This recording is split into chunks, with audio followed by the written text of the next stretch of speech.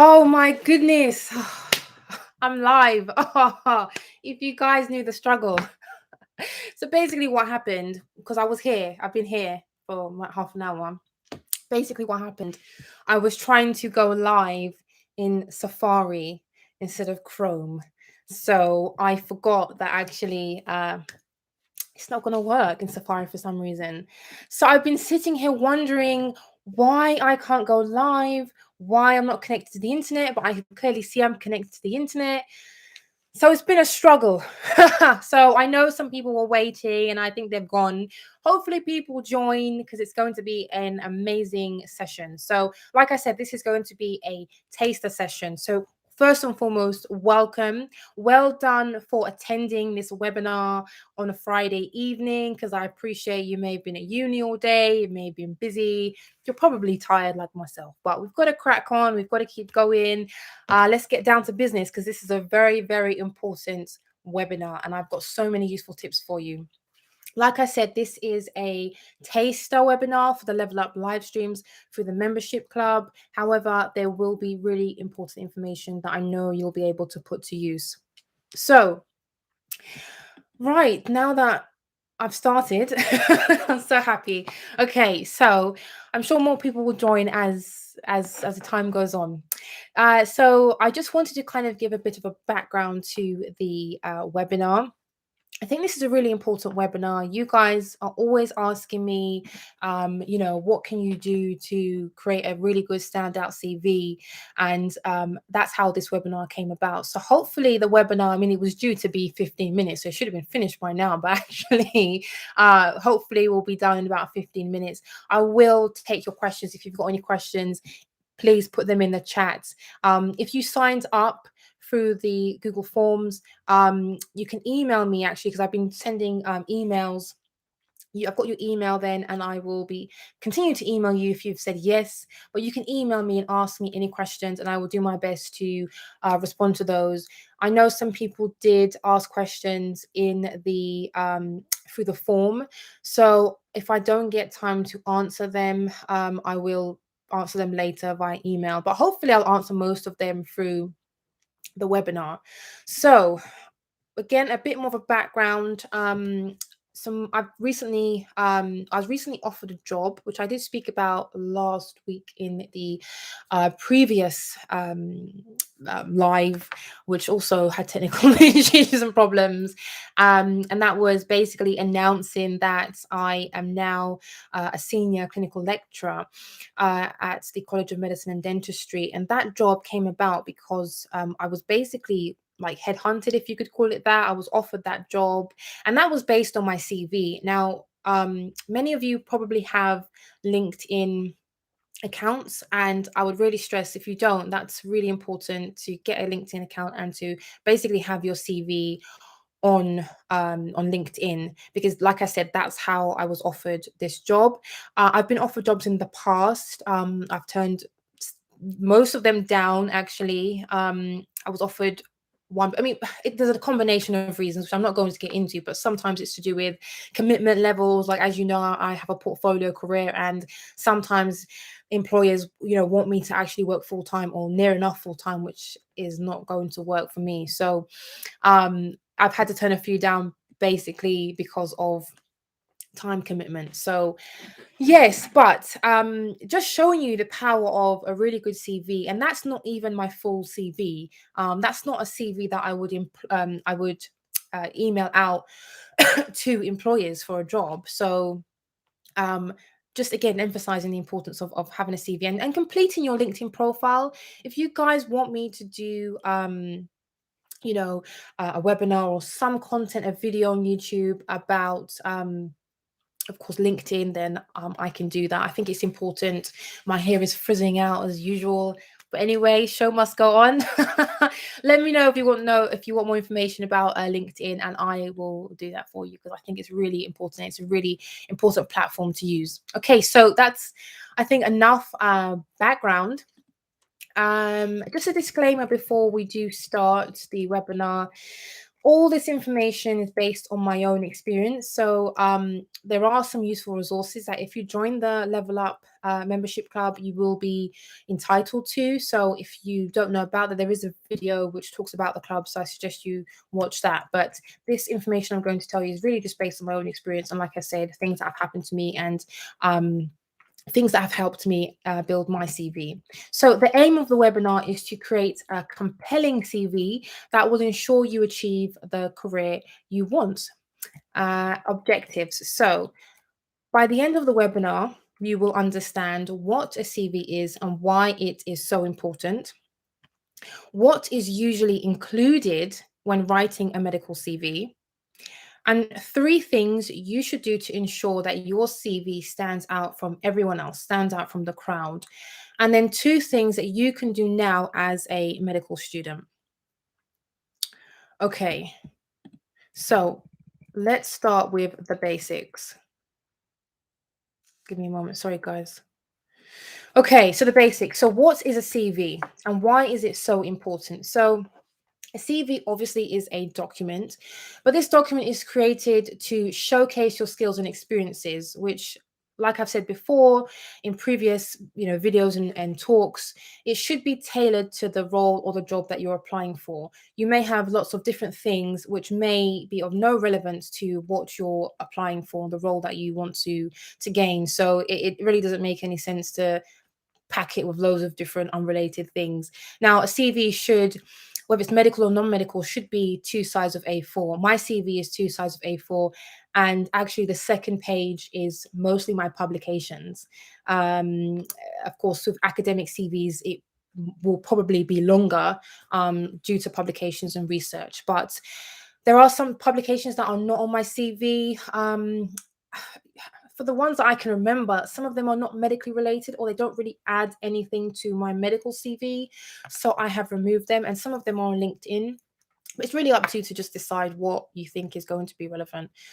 So, in terms of medicine specifically, a CV, as you may know, is part of a doctor's portfolio. It is just one component, however, as we know, a very important component, and it's regardless of the stage you're at, whether you're a junior or senior doctor, you will need a CV. Okay. And doctors will often, or medics will often use their CV in addition to their application or as above their portfolio. Now, I really want to emphasize here that it should always remain updated. Now, I'm guilty of this. I don't update it, that regularly, but things have to change for you to update it, so to speak. So I always try to make sure that it is updated as much as I can. Um, I think it doesn't make a good impression if your CV has things that you don't do anymore, or it's just out of date. I don't think that's going to help anyone. So, a CV is important for several reasons. I think one of the main reasons is because it is a reflection of you, a reflection of who you are professionally. It's almost like, a first impression before you even meet someone. Um, as you know, first impressions are really important. A great CV is one that should get you shortlisted for a role. Can you remember when you applied to medical school and your personal statement was a massive part of your application? Of course, your application is, they look at your application as a whole, but your personal statement has the bulk of what you need to get you shortlisted and to get you to that interview stage. So think of it that way. um, what I would say next now is we're going to move on to what's included into a medical CV. Now, you may know this already. I think it's important to go through the basics. I think sometimes we may overlook the basics, which can lead us into problems. So I'm going to spend some time now just going on, a basic format, a standard format for a medical CV. Okay. I mean, before I do get into that, I mean, there's seven people here at the moment. I just wanted to know if any of you guys had a rough idea as to what's included in the medical CV. I probably will start talking about it as things come through if you guys want to, obviously, if you feel comfortable with putting things into the chat. Okay, so what's included in a medical CV? So, regardless of your profession, a standard CV should include, very basic things like your personal details, your full name, address, phone number. Contact details are so important because how is the person going to contact you? Now, of course, if it's part of an application, then your contact details are probably there. But sometimes you may send your CV through, and then the employer needs to know how to contact you. One thing I will say, I mean, it is a bit minor, but sometimes with email addresses, try and keep them simple. I've seen email addresses where it's very easy to make a mistake. It's very easy to get a character wrong, and then you don't get that maybe that potential job offer. So have a personal email, that's fine. Try and have an email that maybe has your initials or something simple. Just because I do feel that sometimes there could be errors and typos, and then ultimately you could miss an opportunity. That's just a side note. So in terms of medical CV, then you can also include the following, like a national training and GMC number. Now, I used to have my GMC number, but to be honest, I don't think it really adds that much. If people want to know my GMC number, then I can give it to them. Uh, I just removed it. To be honest, I don't even. I must have seen it somewhere, and I think I added it, but actually, I don't add it, and I don't think it adds that much. I mean, please correct me if I'm wrong, whoever's out there, but I don't put it on my CV, and of course your relevant memberships when that is applicable to you. um okay, so let's move on now. So you've got your contact details ideally at the top, and then you have something like a personal profile. You don't have to, but I think this is really good to include. I have a personal profile on my CV. It's a basic introduction and summary. So it highlights salient points, things that you really want to make sure you can draw the employer or whoever's reading your CV, you want to draw them in, and you want to make it quite catchy. I think it helps. Like I said, I think it showcases quite a few things right at the start before they even read in more detail. I would say keep it short, keep it concise. Just a very short, concise paragraph. I don't think you need anything too long, just a few sentences. Then you want to list your education and your qualifications. I wouldn't say there's any need to include your schooling. I mean, I start from university level. I think obviously the further you kind of get on, you kind of just have to minus certain things. And I don't include my school because it doesn't really make any sense to do that at this point. What they need to know is that I have a medical degree, I've got a BSc, and I'm a doctor, and that's that. Employment history, again, keep it medical. Of course, it's a medical CV. If you think it's relevant and you think it's going to add, then of course you can include that.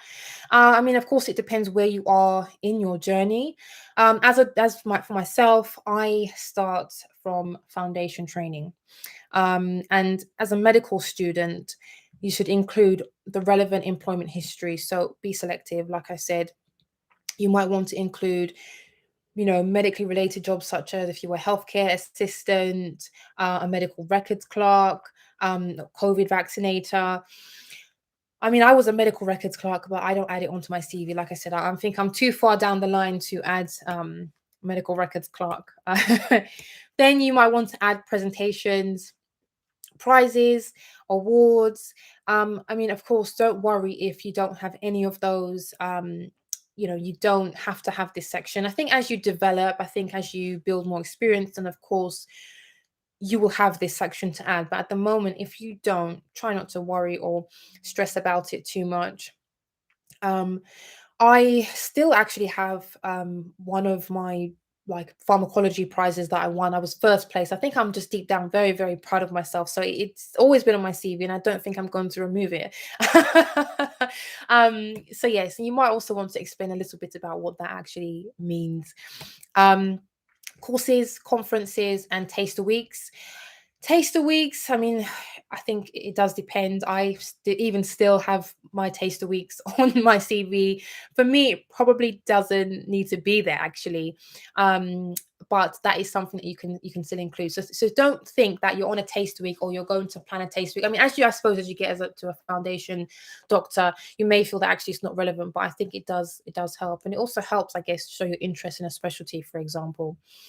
Um, then, of course, publications, research, audits, quality improvement projects. Again, be selective. as a doctor, as a medical student, as a doctor, you probably complete quite a few different projects. And again, it's up to you to decide on what um, is relevant, what is going to add and not take away from your CV. Then of course you might want to add personal interests again, just to show that you are human, and it does add, and you've got transferable skills and things like that. Now references, I suppose this is a bit, maybe a bit debatable. I used to add references, but things change so much and so frequently. I mean, for me anyway, it just made sense to say references made available on request. And I think that also gives you flexibility in terms of who you can ask, depending on what you're applying for. I generally have a few people that I will ask. For this recent role, I was asked for references for my last 3 years of employment. Um, for not, I think another job, I just gave a couple of references, I suppose like a character reference and then an employment history reference. So it depends, of course, on what the employer um what references they want. You can put references there. I don't. I just, like I said, I just leave it there, and when people want references, they can get them from you.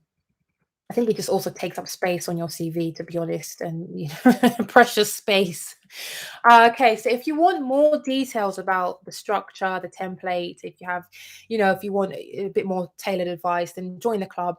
Like I said, you've got my email. If you signed up, and feel free to email me, and I will do my best to get back to you. I can do some one-on-one as well, depending on schedules and things like that. Okay, so let's talk about three things to stand out. Okay, now you might think that they're quite basic, but like I said, basic and having a strong foundation is important.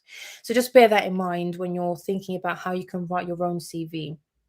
So the first thing, like I said in the lead up to this webinar in the newsletter, if you signed up, presentation is so important. This does help you stand out. Now I've had a few CVs sent to me again, just for some feedback and for some advice, and I think I was overwhelmed when I got those CVs. There was so much like information, and it didn't look very aesthetically pleasing. Like it just didn't look very pleasant to look at. And I think I just it was just, oh, it was a bit too much. So I think the first thing is to just make sure your presentation is good. I mean, look, it depends on the type of person you are. Everyone has different styles.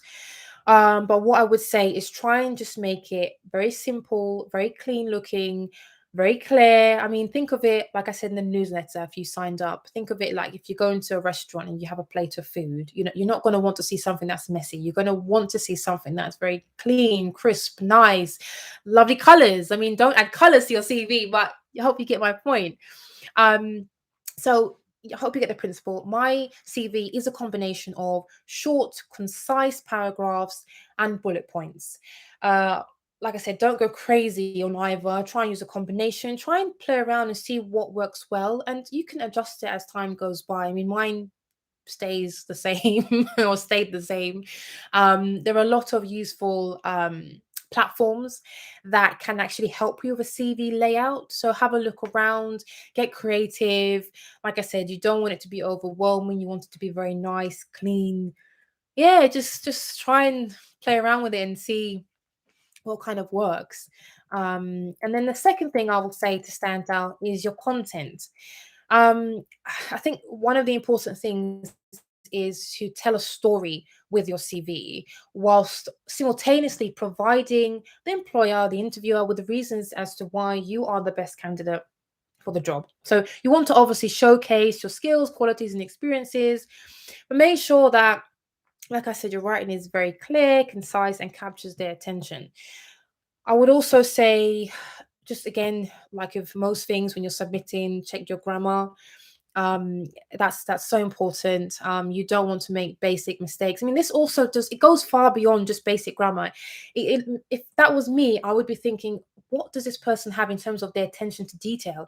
If they've missed something, okay, it could be minor, fair enough, but if there are a few little mistakes here and there, for me, I might think that this person just hasn't really checked it thoroughly, and that they don't have that attention to detail. So if I then hire them, what else are they going to miss? What mistakes are they going to make that might appear small but might have a big impact? So just basic things like grammar, don't overlook them.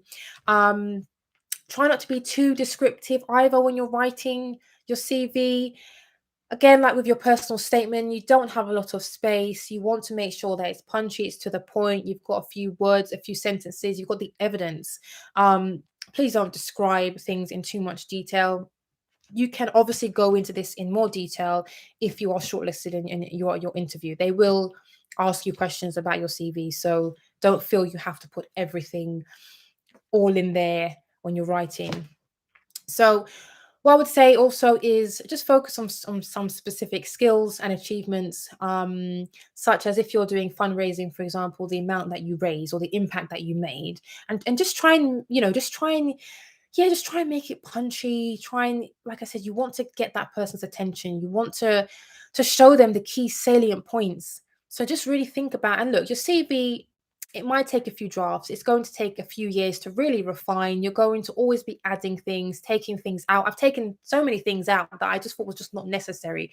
And like I said at the beginning, it depends on what you're applying for. So don't just think that one size fits all. You're going to have to tailor things as you go. Okay, so the last thing I would say in this section is be specific. So, like I said, it does depend on the role that you're applying for, but you should, and I really want to emphasize this, you should tailor it to the job that you're applying for. Now, of course, if you have a cover letter, then that does help. Um, but I would say draw special attention to things like a publication or an award. Don't make it too much and too confusing. And like I said, it's always good to just slightly modify or adjust your basic CV. Um, so, like I said as well, it's all about just save time for that person who's reviewing your CV.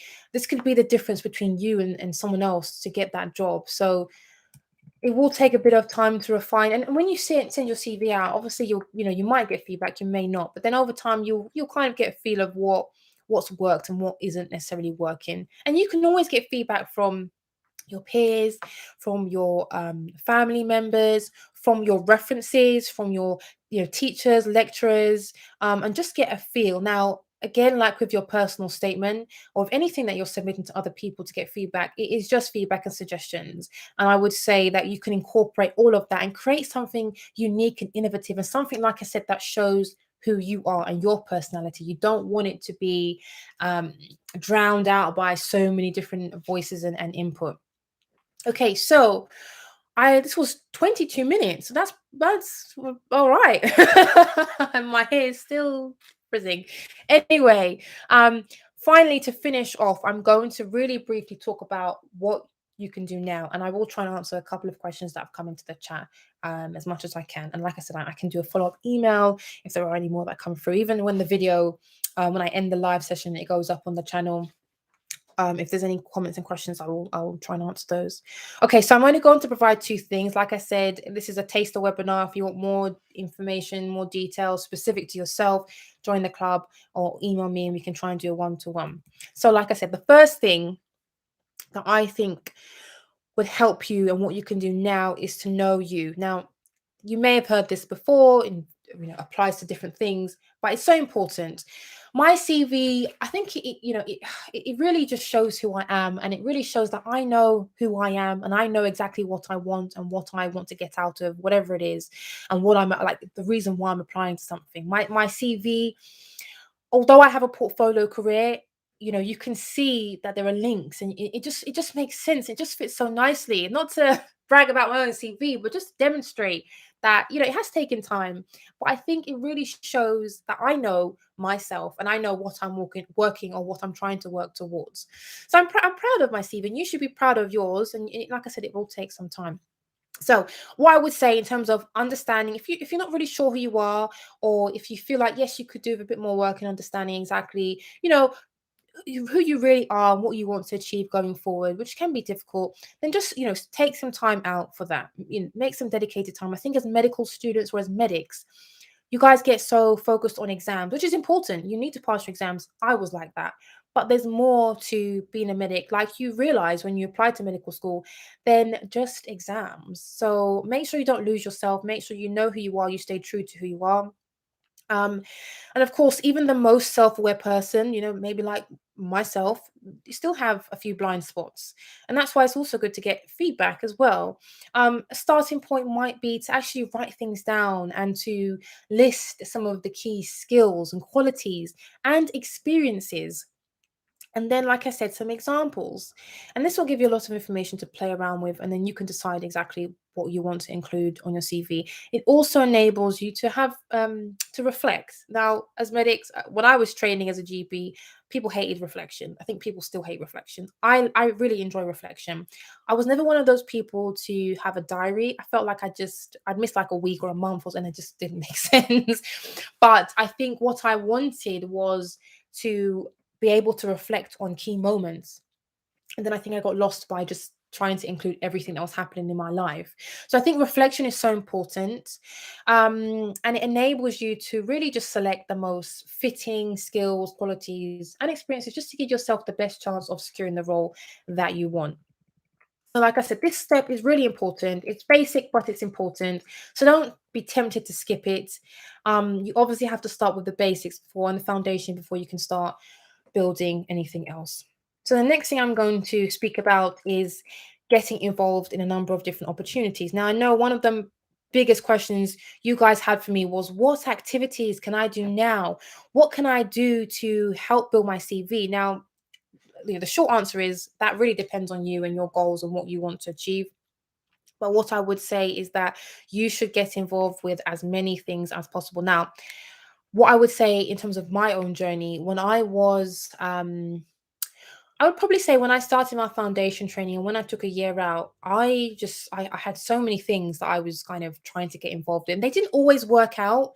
There were some things that just ended up falling flat. It just didn't happen. Didn't go to didn't wasn't published. It just fell flat on its face. But I got involved with loads of different things, and I mean that also reflected that I wasn't sure of what I wanted to do. So I wanted to do cardiology, and I got involved with an audit, a re-audit, and then I wanted to do neurology, and then I got involved in a grand round, and then off the back of that, I ended up getting involved in another audit. So there were a few things that I did, and still added. And in my year out, I did apply to be, I think, a cardiology fellow or something, and I got shortlisted, but then I didn't go ahead with it. I thought, oh, this sounds too intense, so I'm not going to do it.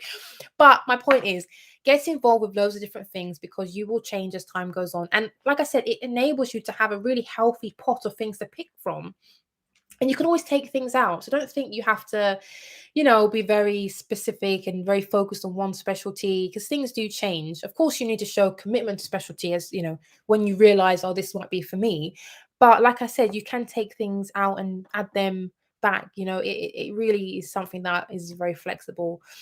Um, so stay open-minded. That's one of the big things. And please get involved with things that you are truly interested in and passionate about. Now, this, like I said, might change because you will change. But of course, if at the time you're interested in something and you go ahead and do it, then of course that's fine. So that's all I really wanted to say about the last point. There are a few questions, as I'm going to wrap up. I realize now this is going on to be half an hour, but there's a couple of questions, so I will answer them. So, hi, Dr. Baptiste. Hello, Tara's live. Yes, I would like to learn how to use it. Okay, so that's fine. So I will probably do like a poll on my community tab because I feel like you guys respond to that. I feel like maybe you guys don't want to always publicly put a response or a comment. So I will do a poll and maybe see, but maybe a video or another webinar. That might be good. If you guys, I hope you guys enjoyed it. I mean, that's what I really want to ask. You're welcome, Bella. Um, I really hope you guys enjoyed it, and I hope that when this video does go on the channel, that you guys watch it and or rewatch it, and I hope you really enjoy it. So I hope it was helpful. Any chance you can show us an example of an aesthetically pleasing CV? I can show you my CV, and you can judge if you think that's aesthetically pleasing. I can see you quoted me on that. But I'll only show my CV if you join the club, or I will or one to one. My CV is only for the employers, really. And like I said, a lot of my CV is on my LinkedIn profile. So actually, there's a lot of information about me and my CV on LinkedIn. But of course, it's not like, a template, my own personal template.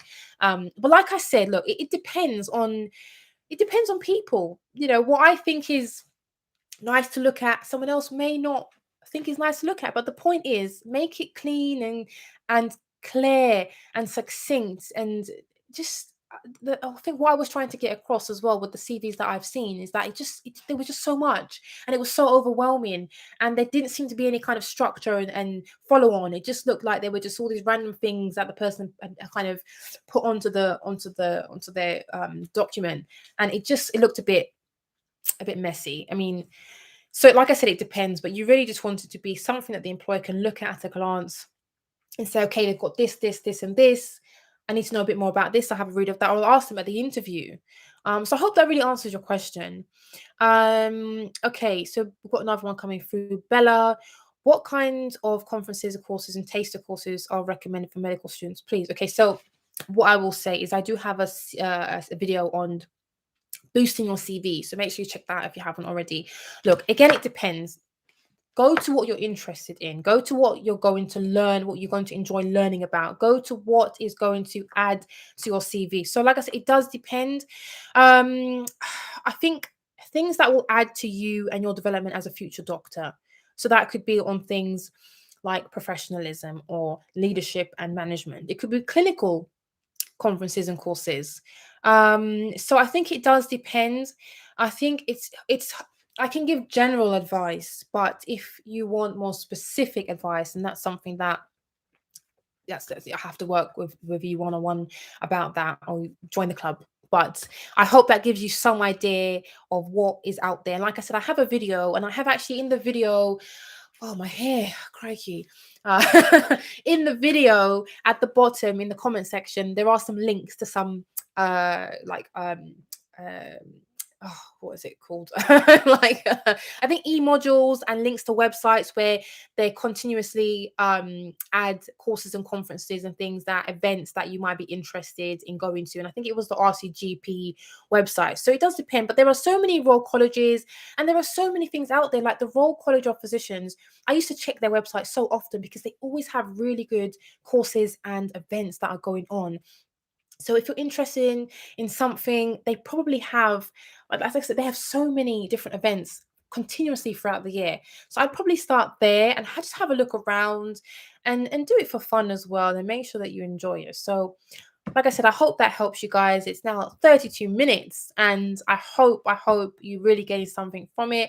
For those of you who signed up, I will do a follow on newsletter or email, just to support you guys. And if you want any more, detailed support, then of course my channel is always here. I'll always be uploading, hopefully, really relevant and specific advice as much as I can, that you can hopefully use on your medical career journey. And like I said, the membership club is there, and I'm always open to helping you guys one on one. As you can imagine, my schedule is crazy, but I will do my best to find some time. So I'm going to wrap up. I'm going to end it there. It's a Friday evening, so I hope you guys are doing something nice. Even if you're just resting, go and get some rest. And I know you guys work so hard. So, like I said, I hope you guys enjoyed it, and I enjoyed it. And I'm going to do another one hopefully in the new year. And I'll see you all soon. So now I need to know how to end this stream. So, all right, bye guys.